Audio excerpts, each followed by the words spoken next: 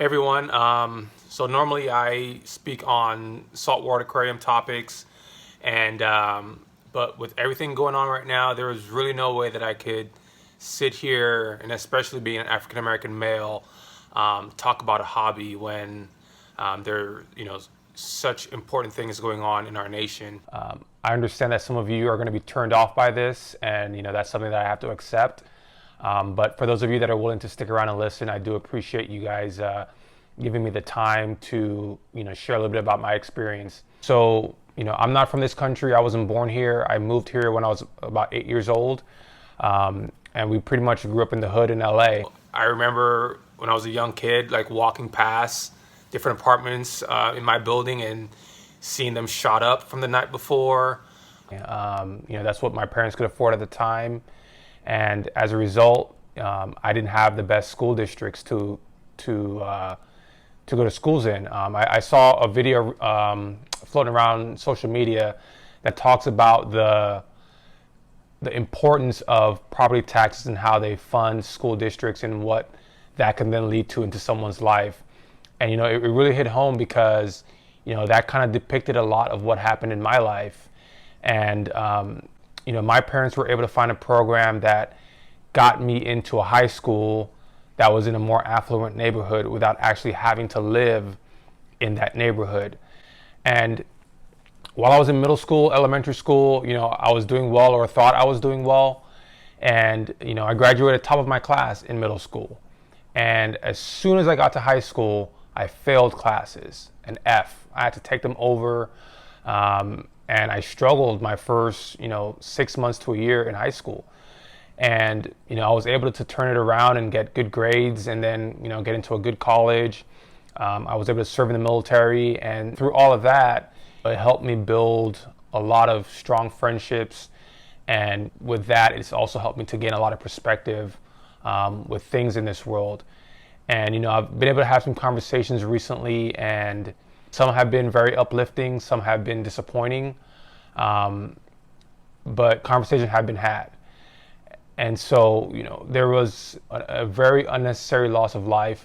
George Floyd lost his life at the hands of police brutality. It's something that I would challenge people, that when you hear someone say Black Lives Matter, I would challenge a person to be a little bit more thoughtful in their response to that. It's very easy to respond with another hashtag or another, fill in the blank, Lives Matter. But what I would say is that as a community, as African Americans, we've really experienced a lot over the time that we've been here in this country. And when you see these things continually happening, it really eats away at the level of happiness a person has in their life. And when you really experience those things over and over again without any sort of repercussion for the guilty parties, it can be very frustrating. And so what I would say is that when you engage in these conversations, take some time to understand where people are coming from, be respectful, understand their backgrounds.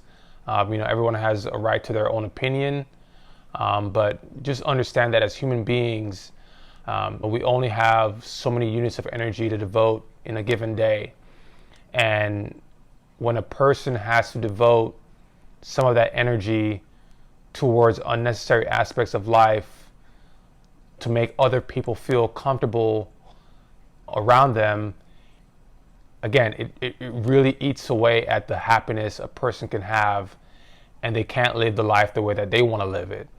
So keep having those conversations, have them respectfully, and just try to understand and be somewhat empathetic to, people's backgrounds and what they've gone through. And if you're fortunate enough to not have experienced some of that, just understand that you still have a lot of power in this world to speak out on their behalf. And I would just keep challenging you to have those conversations, challenge your friends when you hear things that aren't right, and keep looking out for each other. And hopefully we can get through this and see some great things happen. Some good things have already happened as a result of all that's going on. It's truly unfortunate that a man had to lose his life that way. And so don't take life for granted. Understand that it's valuable, and everyone should be able to live a life that's worth living.